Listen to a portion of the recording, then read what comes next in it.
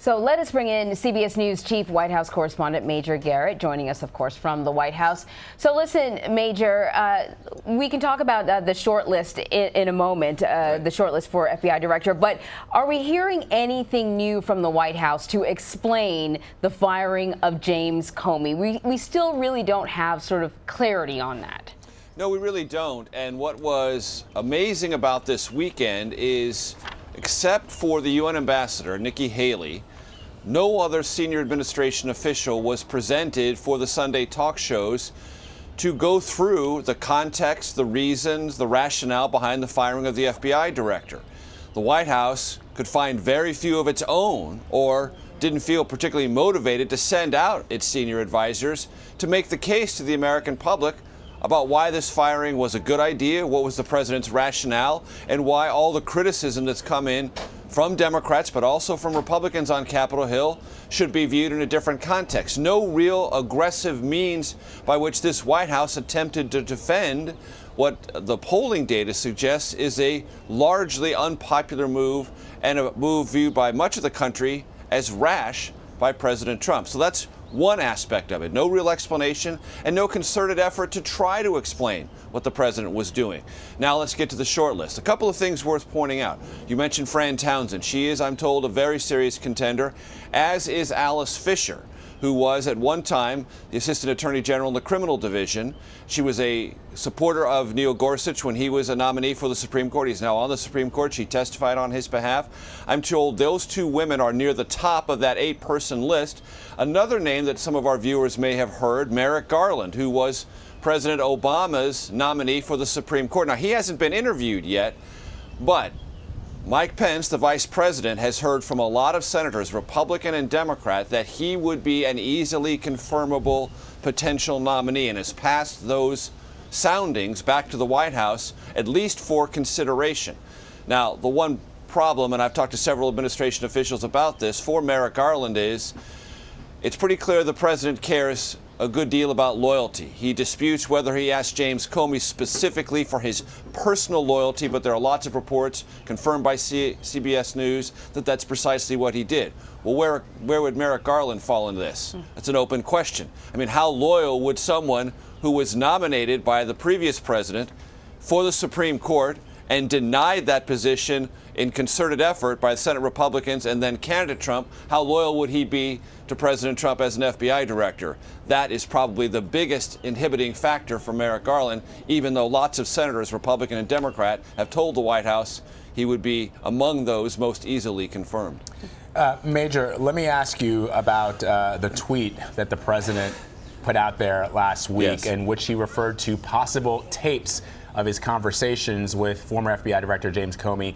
Lawmakers on both sides of the aisle are demanding copies of those tapes, if in fact they exist. If in fact they exist, And it's right. interesting, Major, because the president put that word tapes in quotes the same way that he put the word wiretap when he accused former President Obama of surveilling him. And I wonder if the White House is trying to split some hairs here, and maybe they have a leg to stand on if they do. Well, the White House has made no effort to split hairs or recontextualize this. There's just, well, it's what the president said. And it may be a diversionary tactic. It may be one of those things where the president knows, as he has long known, certain words create a tremendous and almost immediate media sensation and sense of curiosity, and take a conversation that was moving into one direction and redirect it into another, even though it may have no basis behind it. Tapes could mean anything. It could be a recording, it could be notes, it could be anything. It could be the president's memory. No one knows what he means by tapes, but of course it does raise all sorts of collateral questions. And if the president intends this or not, we also don't know. More and more Nixonian references, as if we did not have enough in the previous week, with James Comey's firing and Henry Kissinger appearing with the president in the Oval Office the very next day. So we're not really sure where the president is heading on this, but obviously, if there is any tape-recorded conversation between this president and anyone who might be directly or indirectly relevant to the ongoing Trump campaign/Russia investigation, clearly Congress would be empowered to subpoena them and bring them before the public and evaluate them and tell the country what, if anything, is relevant in those tape recordings, if they exist. Could the president, Major, resist turning them over to Congress if they asked for them? Well, one president tried that. His name was Richard Nixon. He asserted executive privilege and was denied by the United States Supreme Court. So there's a fight and a precedent and a ruling on this matter. So he could, but he would be unlikely to succeed. Right. If they exist. That's right. I think If we need to keep exist. reminding people that this is a president that tweets out all sorts of things. And, Yeah. you know, he was asked directly about whether or not they were tapes, and he chose not to clarify the statement. But listen, we're going to move on. Before we let you go, Major, there have been some rumblings about a staff shakeup within the White House. Nothing new, I suppose. We've heard rumblings almost from the very beginning of the presidency. But it seems like these rumblings are getting louder. What do you know about this? That's true. They are getting louder, and for that reason, they must be taken more seriously. But 2 points I think our viewers need to know. One, from Inauguration Day forward, intrigue, rivalries, backstabbing, a constant dimension of this Trump West Wing and White House senior staff.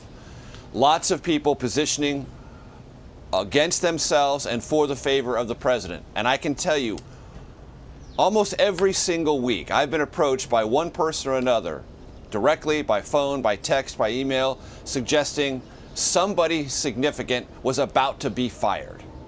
Literally almost every week. And they're all still here.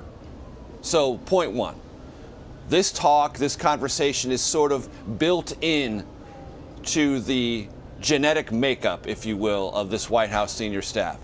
Point two, Trump supporters I hear from all the time don't care about this story at all. They are not interested and don't believe it's relevant, and are sort of astonished that reporters are consumed with stories about palace intrigue.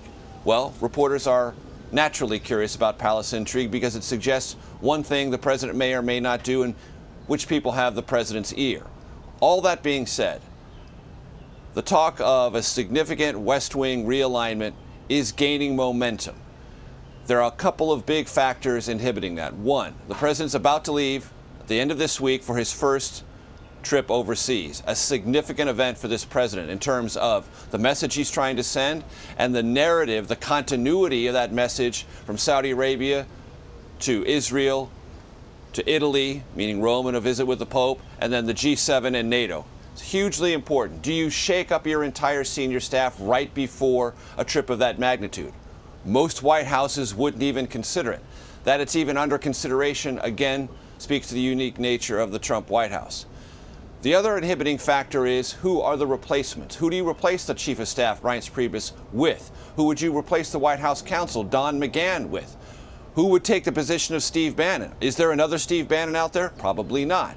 Does the president want to find one? If he does, who would it be? All of those things speak to keeping things as they are and sort of explain why they've been kept as they are.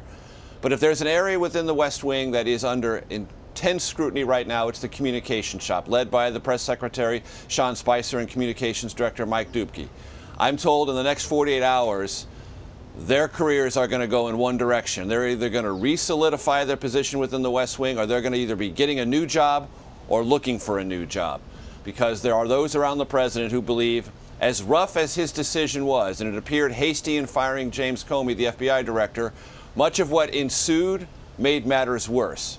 And oftentimes in a White House, almost every time in a White House, if things get worse after a president makes a move, only one set of people are blamed.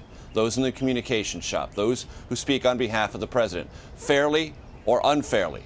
And right now, the communication shop is under scrutiny as it never has been before, and that may be the first place the country sees something approximating a Trump White House staff shakeup. All eyes on the White House over the next 48 hours. Major Garrett reporting from the White House. Thank you, Major. You got it.